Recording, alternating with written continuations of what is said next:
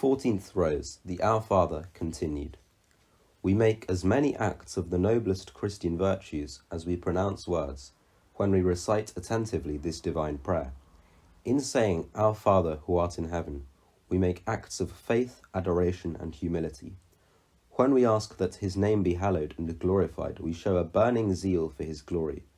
And when we ask for the spread of his kingdom, we make an act of hope, by the wish that his will be done on earth as it is in heaven. We show a spirit of perfect obedience. In asking for our daily bread, we practice poverty of spirit and detachment from worldly goods. When we beg him to forgive us our sins, we make an act of sorrow for them. By forgiving those who have trespassed against us, we give proof of the virtue of mercy in its highest degree. Through asking God's help in all our temptations, we make acts of humility, prudence, and fortitude. As we wait for him to deliver us from evil, we exercise the virtue of patience.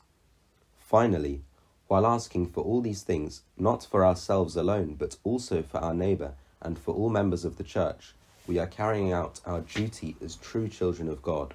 We are imitating him in his love, which embraces all men, and we are keeping the commandment of loving of neighbour. If we mean in our hearts what we say with our lips, and if our intentions are not at variance with those expressed in the Lord's Prayer, then, by reciting this prayer, we hate all sin, and we observe all of God's laws.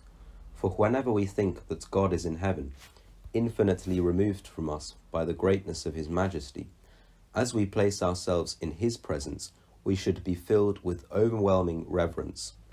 Then the fear of the Lord will chase away all pride, and we will bow down before God in our utter nothingness.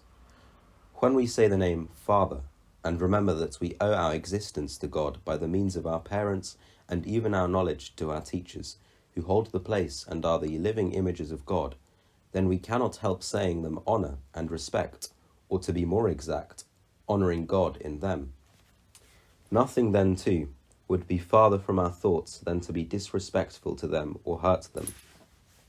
We are never farther from blaspheming